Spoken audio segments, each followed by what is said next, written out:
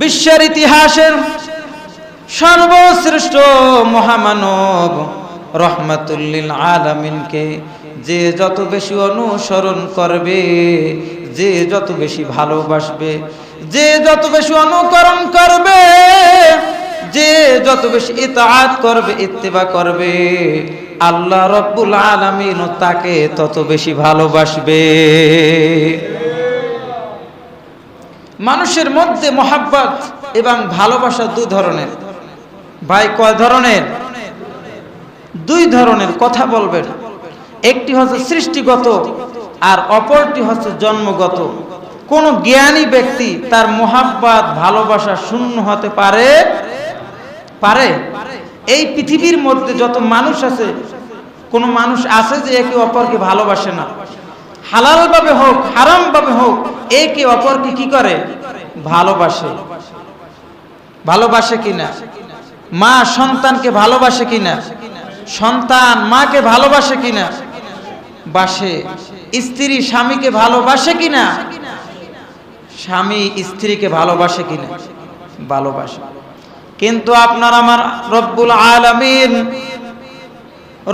আলামিন আহকামুল হাকিমিন একজন মহামানবকে লক্ষ্য করে বলছেন, দুনিয়ার বুকে যাকেই ভালোবাসো না কেন, স্ত্রী স্বামীকে ভালোবাসুক না কেন, স্বামী স্ত্রীকে ভালোবাসুক না কেন, সন্তান পিতামাতাকে ভালোবাসুক না কেন, পিতামাতা সন্তানকে ভালোবাসুক না কেন, কিন্তু এই ভালোবাসার থেকে একজন মহামানবকে সবচাইতে বেশি ভালোবাসতে হবে, এমনকি নিজের জীবনের চাইতে অধিক পরিমাণে মহাব্বত করতে হবে, ভালোবাসতে হবে। তাহলে এই মহামানবটা কে? রাসূল পাক সাল্লাল্লাহু আলাইহি ওয়াসাল্লাম। সুবহানাল্লাহ বলেন। আপনি তাকে যদি নিজের জীবনের চাইতেও অধিক পরিমাণে মহাব্বত না করতে পারেন, ভালোবাসতে না পারেন, আপনি প্রকৃতি মুমিন হতে পারবেন না। বুখারী শরীফের হাদিস, লা ইউমিনু আহাদুকুম হাত্তা আকুনা আহাব্বা ইলাইহি মিন ওয়ালিদিহি ওয়া ওয়ালাদিহি ওয়ান নাসি আজমাইন। রাসূল বলেন, তোমরা কেউ মুমিন হতে পারবে না, তোমরা কেউ প্রকৃতি মুমিন হতে পারবে না যতক্ষণ পর্যন্ত তোমার সন্তান সন্ততি, তোমার স্ত্রী, তোমার ছেলে, তোমার মেয়ে, এমনকি নিজের জীবনের চাইতে আমি নবীকে যতক্ষণ পর্যন্ত মহাব্বত না করতে পারবে, ভালোবাসতে না পারবে, ততক্ষণ পর্যন্ত তোমরা কেউ পরিপূর্ণ মুমিন হতে পারবে না। পারবে না। এই হাদিসটির মধ্যে চূড়ান্ত ভাবে রাসূল পাক সাল্লাল্লাহু আলাইহি ওয়াসাল্লাম তার প্রতি ভালোবাসা মহাব্বত কি পরিমাণ করবেন এই ব্যাপারটি স্বয়ং নবী করিম সাল্লাল্লাহু আলাইহি ওয়াসাল্লাম নিজেই তুলে ধরেছেন। সুবহানাল্লাহ। তাহলে রাসূল পাক সাল্লাল্লাহু আলাইহি ওয়াসাল্লামকে বেশি ভালোবাসতে হবে। হাদিসের মধ্যে ভাবে আল্লাহ রাসূল সাল্লাল্লাহু আলাইহি ওয়াসাল্লাম সুন্দর করে বলে দিয়েছেন। কুরআনুল কারীমের মধ্যে কিভাবে রাসূলকে মহাব্বত করবেন, ইতাআত করবেন, ইত্তিবা করবেন, অনুসরণ করবেন, অনুকরণ করবেন, ভালোবাসবেন, এই ব্যাপারে আল্লাহ রাব্বুল আলামিন কি বলছে আমরা শুনি। আল্লাহ রাব্বুল আলামিন কুরআনুল কারীমের মধ্যে সূরা আল ইমরানের 31 নং আয়াতে কারিমায় আল্লাহ রাব্বুল আলামিন বলেন, কুল ইন কুনতুম তুহিব্বুনাল্লাহা ফাত্তাবিউনি ইউহিব্বুকুমুল্লাহ ওয়া ইয়াগফির লাকুম যুনুবাকুম ওয়াল্লাহু গফুরুর রহিম। আল্লাহ রাব্বুল আলামিন তার দোস্তকে ডাক দিয়ে বলতেছেন, ও আমার দোস্ত, ও আমার হাবিব, আপনার উম্মতদেরকে জানাইয়া দেন, আমার বান্দাদেরকে জানাইয়া দেন, তারা যদি আপনি নবীর আশিক হয়ে যায়, আমি আল্লাহ তাদের আশিক হয়ে যাব। আল্লাহ বলছেন। কে বলছে? অর্থাৎ আপনার উম্মত যদি আপনার ইত্তেবাকারী আশিক হয়ে যায়, আমি আল্লাহ তাদের আশিক হয়ে যাব। শুধু আশিক হব না, আমি আল্লাহ ওই বান্দাদের জিন্দেগির গুনাহ খাতা, ওই বান্দাদের তার জীবনের সমস্ত গুনাহ খাতা আপনি নবীর সুন্নাতের ইত্তেবার বরকতে আমি আল্লাহ ক্ষমা করে দিব, মাফ করে দিব। মহাব্বত করব কাকে? রাসূলকে। রাসূলের সুন্নাত ইতাআত ইত্তেবা করব, আর রাসূলকে আমরা ভালোবাসবো। কি বলেন, ঠিক কিনা? কিভাবে রাসূলকে ভালোবাসবো? গজলের মাধ্যমে আমরা শুনি।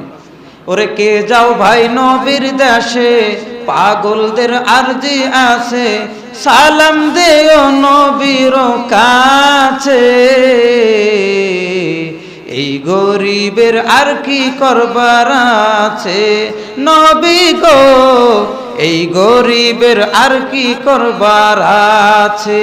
সকলে পড়েন, ওরে কে যাও ভাই নবীর কাছে, পাগলদের আরজি আছে, সালাম দিও নবীর কাছে। এই গরিবের আর কি করবার আছে, নবী গো এই গরিবের আর কি করবার আছে। ওরে টাকা পয়সা নাই আমার, মক্কা মদিনা যাওয়ার, ভালোবাসতে থাকবো আমরা জীবন যতদিন আমার। ঠিক না? ওরে টাকা পয়সা নাই আমার, মক্কা মদিনা যাওয়ার, ভালোবাসতে থাকবো আমরা জীবন যতদিন আমার। ওগো আল্লাহ পরো আর দেখায়ো নবীর দিদার। বলেন, ওগো আল্লাহ পরো আর দেখায়ো নবীর দিদার, না যাওয়ার ব্যথা যাবে মুছে।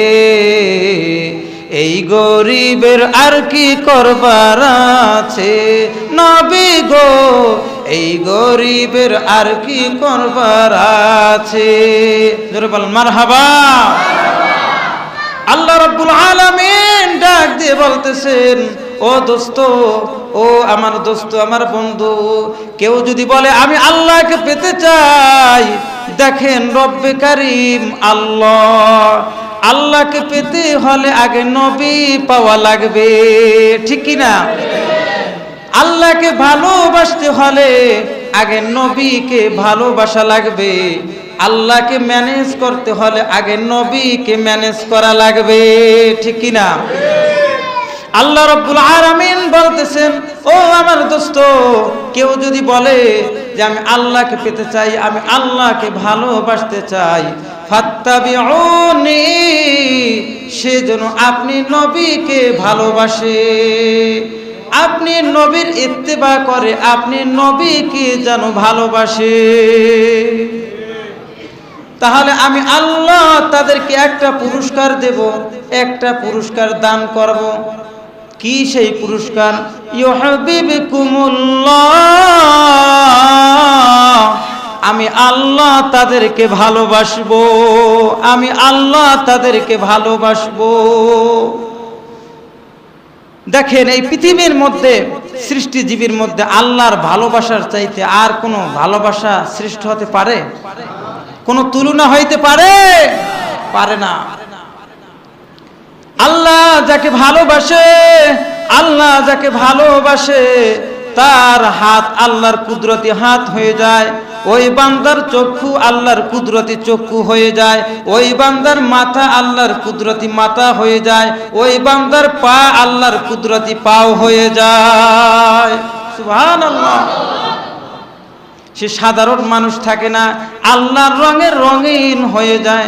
আমাদের মাযহাবের ইমাম, ইমামে আজম আবু হানিফা রাহমাতুল্লাহ আলাইহি, তিনি এশারের ওযু দ্বারা একটানা 40 বছর ফজরের নামাজ আদায় করেছে। কয় বছর? এশারের সময় ওযু করতেন, ফজরের নামাজ ওই ওযু দ্বারা পড়তেন। কিভাবে বুঝতেন? কি তার মানে সারা রাত ইবাদত বন্দেগী করত, আল্লাহকে ডাকাডাকি করত, আল্লাহকে খুশি করত, আল্লাহকে খুশি করত, আল্লাহকে ডেকে তার সান্নিধ্য হাসিল করত। কি বলেন ঠিক কিনা? আল্লাহ তার চোখ হয়ে গিয়েছে, আল্লাহ তার জবান হয়ে গিয়েছে, আল্লাহ তার কান হয়ে গিয়েছে। তিনি কুফার মসজিদে উজু করতেছিলেন, এক যুবক পাশে বসে উজু করতেছিল। যুবক উজু করে যখন যাইতেছিল, ইমামে আজম আবু হানিফা রহমাতুল্লাহ আলাই যুবকরে ডাক দিল, হে যুবক একটু দাঁড়াও। বলতেছে, হুজুর আমাকে কি ডাক দিয়েছেন? বলে, হ্যাঁ। যুবক তুমি বলো, তুমি কি জিনা করছো নাকি? যুবক বলতেছে, হুজুর আমি যে জিনা করেছি তা আপনি জানলেন কিভাবে? আপনি কিভাবে জানলেন? বলতেছে, হে যুবক তুমি যখন উজু করতেছিলে ওই তোমার অজুর পানির সাথে জিনার গুনাহগুলো বেশে বেশে যাচ্ছিল। আমি নুমান বিন সাবিত ইমামে আজম আবু হানিফা রহমাতুল্লাহ আলাইহি তা দেখতে পাইতেছি।